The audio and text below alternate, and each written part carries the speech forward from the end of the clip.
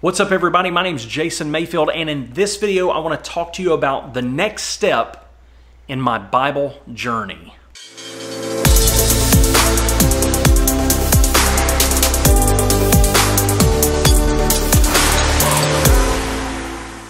So I just finished a little series that I did called This Is My Bible, which is basically where I talk to you about some significant Bibles in my life, and I'm done. I'm out of Bibles. But I wanted to talk to you about what's next. I'm always thinking about what's next. I'm that way with everything. I'm that way with business, money, bills, trips, schedule, meals, and with my Bibles. I'm always thinking about what's next. The day I start something, I'm thinking about what's next. Not in an anxious way or want to jump to it prematurely kind of way, but I'm just a planner. I'm always thinking ahead. I'm a visionary. Can't help it. So I'm wrapping some stuff up with my Bible reading, and I've got some plans for what's coming next. So let me kind of tell you what I've been doing and then what I think I'm about to start doing. So this year, I finished the Bible my first time in March or April. I don't remember, but I've already passed through once. And then I decided I wanted to do it several more times because I think that's awesome. And so I decided I wanted to do something different than I've ever done before. I've always been a writer in my Bibles. I've always been a Bible note taker, write, mark, highlight, do all the things. And so this year I decided I wanted to try having a Bible that I only read and a Bible that I do all of my note taking and studying and all of that in. And so I ended up with these two after I finished my read through at the beginning of the year. Now, this one's my reader. This is a single column legacy heirloom. I think that's the first time I've ever said this name right. It just flew out of my mouth. I hope that was a good take. Are we recording? Yes, we are. Thank God. So, got this one. And I read this one. I read this in massive chunks. Not every day, but most days. So I'm about halfway through with this one, and I'm going to read this one till the end. And then I've also got this Bible, which is the single column journaling Bible, which I highly recommend. Love this Bible. And I'm about to be done with the Gospels. I've been doing it chronologically, so I've been hopping around, and I'm just a few chapters away from being done with the Gospels. As a matter of fact, I just read the crucifixion in Matthew and Mark today. I'll do that in Luke and in John tomorrow. And but here's what I'm planning on doing next with these. I read in this one, I write in this one. When I'm done with the Gospels in this one, I'm putting this one on the shelf. I love this Bible. I really do. This is a great Bible. Just filmed a whole video about this Bible. But here's the thing about it. I'm used to luxury Bibles being in my hands. So I'm going to put this one on the shelf. And for my study Bible, I am going to go back for, I think probably at least the rest of the year. I'm going to go back to my NASB Cambridge. This is not an ESV versus NASB decision, even though I like the fact that I am going back to an NASB. I want to, give that another run and just see if the NASB is the way I end up going. I don't think it will be. I think the ESV is it. But honestly, if I ended up with an ESV reader and an NASB studying Bible, I kind of think I'd be in a good sweet spot. So I'm okay with that too. Even if I ended up staying with the NASB, even if I decided to keep a Cambridge as my NASB, I would still need to replace this one because I've used it and my note-taking system won't make any sense now in this Bible, but I'm still going to do it. I do have some areas where I've done it and kind of it's overlaid with my old stuff, and it's just super messy. Looks cool.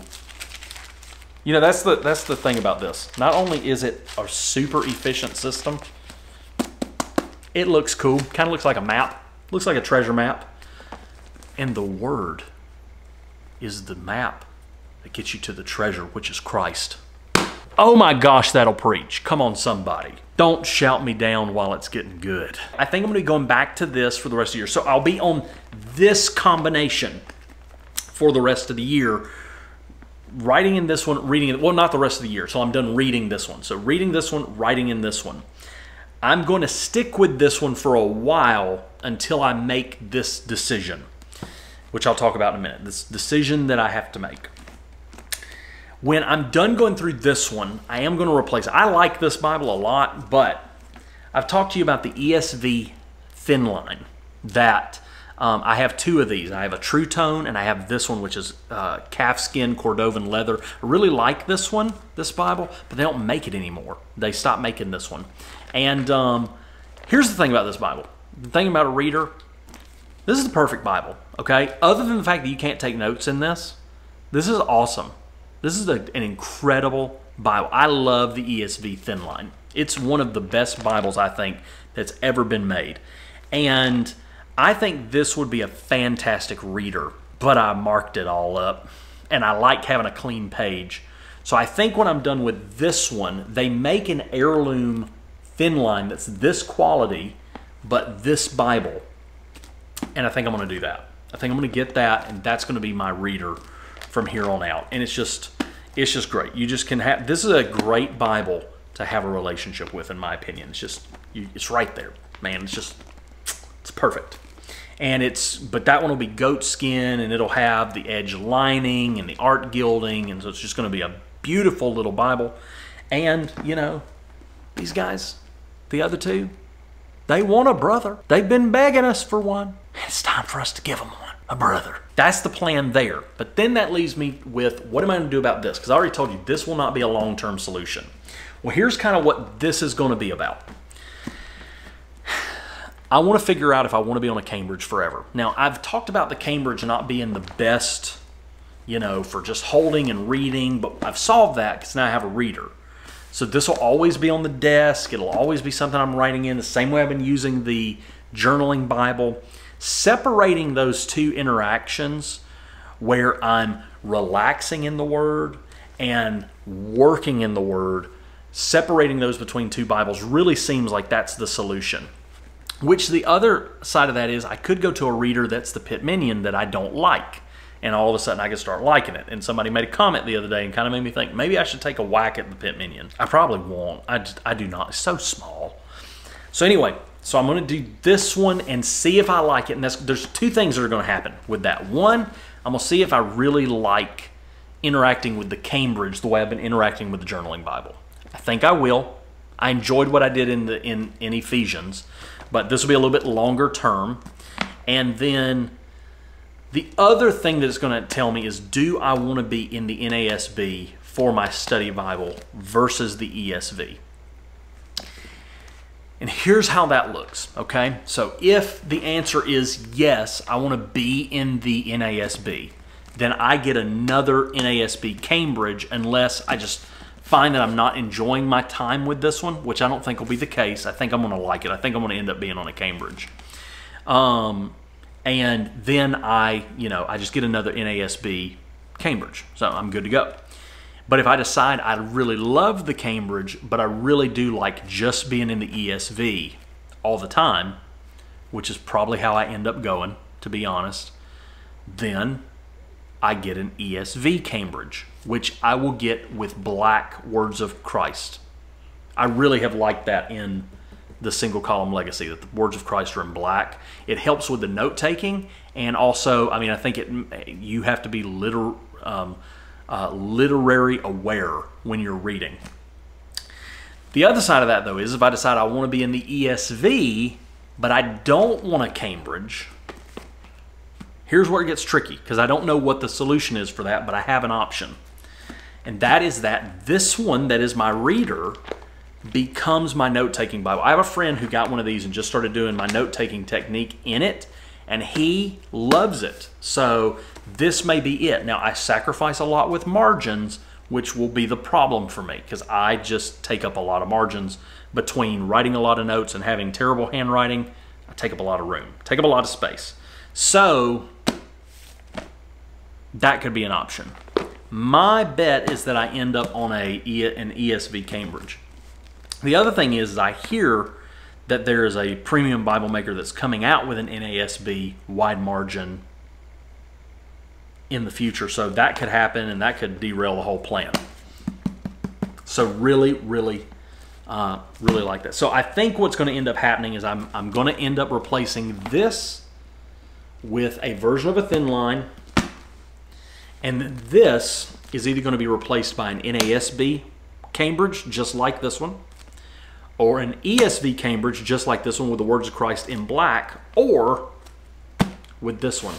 And honestly, I like this one more because it's, you know, it lays nice and flat. It feels better than the Cambridge. It's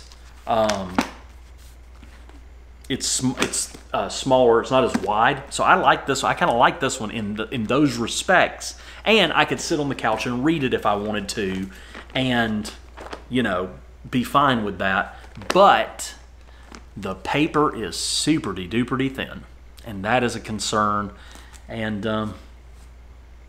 yeah, so, but other than that, you know, I'm going to figure this thing out. So that's kind of the next step that I'm taking. I know that this replacing the reader, I know that's going to be my long-term reader. I'm sure of it. Unless my eyesight gets worse at some point, but I'm about to get new glasses. Come at me, bro. I'm about to get new glasses. So yeah, so that's the next plan, the next step in my journey with these Bibles. And the only other thing that's kind of interesting that I've got coming up that I want to do is I think I want to read the Bible in 30 days in January, which could kill me, you know, but I'll find 3 hours a day to read. Why not? Why not? We work from home. We make our own schedule. We do what we want. I'll find the time. Y'all just won't get any videos in January. But yeah, so that's the plan. So tell me, what are you planning? What you got coming up with your Bible reading? Why don't you drop some of that stuff down below? Let me see. Shoot me some inspiration. Tell me what's working for you. Tell me what's got that mojo flowing for you in your Bible reading. Drop it below. Let me know, so we can go on with the show. Don't you know? Row, row, row your boat. Anyway, it's going too long. I think it died a couple of rhymes back. If you're finding value in these videos, do me a favor, like, comment, and subscribe. We are on the run to 2,500 subscribers. We're on the run. And when you like and comment, it really helps us show up in the YouTube search. But also, when you subscribe, make sure that you stay around, because you're family now. You're family. I'm your uncle. I'm Uncle Jason. Live with it. Other than that, I am going to be praying that you continue to experience grace for life through Jesus Christ. Until next time, see you later. Bye.